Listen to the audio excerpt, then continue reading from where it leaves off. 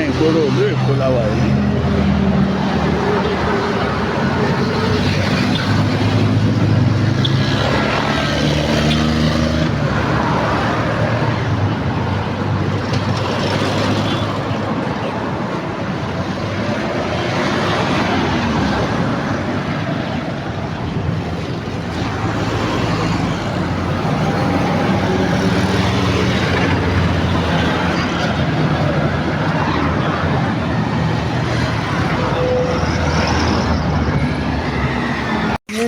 Òmìnira ilẹ̀ bàbá wa la fẹ́.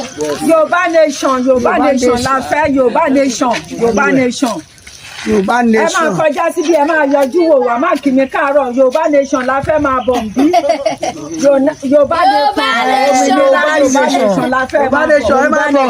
Àti wá wo ilé nation. Ẹ máa bọ̀. Yorùbá nation. Kájọ ṣe rálì, kájọ fẹ́ mú wa hàn. Òmìnira Yorùbá la fẹ́. Ẹ máa bọ̀. Àgbègì àgbàdà. Ayọ̀ ẹnikẹ́ni lẹ́gbàjọ́. Yorùbá nation. Àìsàníwá Yorùbá nation. Ẹ fún alómìnira wa. Ẹ fún ilẹ̀ wa. Tí Fúlàní ṣe ní ọ̀rọ̀ wa ó ti tó. Tí Fúlàní ṣe ní ọ̀rọ̀ wa. Ọ̀tọ́jọ́ wọn láborí wa. Àní ẹ̀ka ayé bàbá wa. Ló bá wa àwọn ọkọ mi rè pé ìlú ẹ̀ náà fẹ́ ọlá ìjọba. Ohun tá a fẹ́ ni kí Yorùbá dá dúró ká gba òmìnira wa. Àwọn tí ò tó orílẹ̀-èdè yìí wọ́n ti ń dá dúró wọ́n dẹ̀ ń sàn wọ́n. Ẹ wo Taori President Taori ẹ wò wọ́n bá àgbà tó bẹ̀rẹ̀ ní ìlú ẹ̀. Ohun gbogbo tí wọ́n dẹ̀ ń ṣe ló ń bọ́ sí bí wọ́n ṣe fẹ́. Abẹ́ ẹ̀yin kílẹ̀ fẹ́ ká ṣe. Bẹ́ẹ̀ni kí Yorùbá náà dá dúró gbogbo Yorùbá nation la fẹ́ o. Yorùbá nation. Yorùbá dá dúró kọ́kọ́ wa balẹ̀. Èmi ni bàbá máa sọ fún mọ́ ká dá dúró káwọn ọmọ wa ríṣẹ́ ṣe kí Fúlàní yé pa wá. Kálàáfíà wà. Òun ló gbé wa jáde. A dẹ̀ ti bẹ̀rẹ̀ o. A ò ká dáadáa ní àkọ́ ọkọ́, a ò kó bí, a ò kó bọn. Ohun tá a fẹ́ ni pé kí orílẹ̀-èdè Yorùbá kó dúró. Yorùbá nation no going back. Ohun tó gbé wa wá nìyẹn.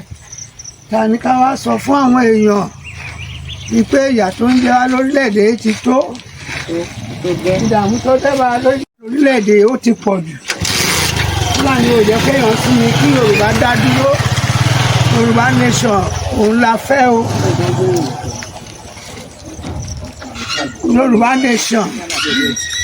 Màmá ọ̀rọ̀ Yorùbá nation là ń pariwo ẹ̀. Wọ bàtà. Ọ̀rọ̀ Nàìjíríà náà ni òun. Ọ̀rọ̀ Yorùbá náà ló ń àṣìṣe àrówó kábàsọ mi. A fẹ́ jẹun kọ by force ni. Ẹ wo ló máa gba yìí náà jáde. Irú màmá àgbàlagbà yìí. Ọmọ máa dáhùn dúró ní. Níjọ́ jókòó. Ọ lè ní torọ́ ọ̀sánwó ní dáhùn dúró. Yorùbá nation. Ẹ wo olóyún náà jáde.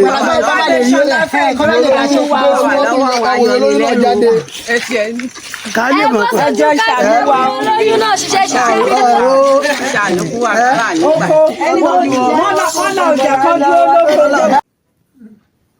Àwọn sọ pé wọ́n ti gba orílẹ̀-èdè Yorùbá ìyẹn ní tiwọn o. Mi mọ̀ bóyá lẹ́nìbọ̀dì tó mọ gọ́vùnà wọn kankan tó wà. Ìbàdàn gan tó ti ní kọ́ lọ declare tó ti declare lóògùn tó sá lọ. Mi rò pé lẹ́nìbọ̀dì tó mọ anybody níbẹ̀ yẹn. Now 2022 tí wọ́n claim ní bàbá ti gba orílẹ̀-èdè Yorùbá. Ṣùgbọ́n bàbá jẹ́ onílù kan. Ìgbà yẹn wọn ò mọ orú èèyàn tí Dúpẹ́ Onítìrí jẹ́. Ṣé rí gbogbo ìgbésẹ̀ tó yẹ kán gbé December 22, 2022 bí gbogbo ẹ̀ bá ṣe. So bàbá láti wá pé àwọn èèyàn Dúpẹ́ Onítìrí wà lára wọn gbà yẹn. Wọ́n pè é ó dáa o nǹkan báyìí la máa gbé o ìgbésẹ̀ báyìí la máa gbé bá ṣe máa ṣe nìyẹn o. A dẹ̀ ti mú December 22 o bí Dúpẹ́ ṣe ní rárá kò lè rí bẹ́ẹ̀ kò lè ṣe. Olóò ti pẹ́ jù lórí tó November 22 orí ẹ̀ lọ́wọ́ àdéhùn. ẹ kí Adélé káàbọ̀ ẹ kó Adélé kó ṣe Adélé kò sẹ́ni tó rí kò síyàn tó mọ ọ́fíìsì tó wà ókè àwọn ọmọ tó ń kó ní May ọjọ́ yẹn wọ́n sì wà lágòdì dèní wọ́n wà lágòdì kò sí nínú wọn tó dá sí. And many people tó kó bá bẹ́ẹ̀ bóyá gbọ́ orúkọ ẹnìkan pè ní ọmọ bọ̀tá bọ́mọ ọlọ́mọ ṣe lọ kó sórí ìkíní nìyẹn ikú òjijì ló kú lọ́jọ́ nígbà tó ń declare yẹn torí pé wọ́n kó àwọn yẹn bó ṣe sá lọ nìyẹn kò jọjọ́ kẹta nígbà tó kú. Ibi tó burú sí ni pé wọn ò tiẹ̀ béèrè fámìlì ẹ̀ kán béèrè òkú ẹ̀ gan débi tó ti jẹ́ kán ṣe pé mo kàn bíbù pé àwọn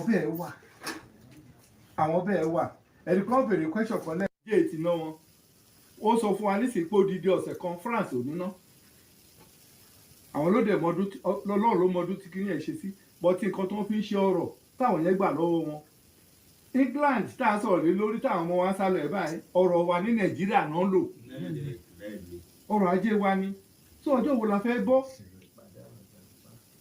tó ló fà á tó wíwá wa báyìí ká ta gbogbo wa jí ni kí gbogbo àjọ fọwọ́sowọ́pọ̀ a ò lè mọ ọ̀tún tó yín èyí lẹ̀ mọ́ jù wá lọ but tó bá tún nígbà tẹ ẹ kọ̀ fí pé a tún ní large crowd ká tó wá jọ sọ̀rọ̀ papọ̀ ẹ lè pè wá anytime already anytime but ẹ jọ̀ọ́ ẹ jẹ́ ká jọ fọwọ́sowọ́pọ̀ ká jọ ṣiṣẹ́ yẹn papọ̀ tó tá bá gbọ́ òmìnira.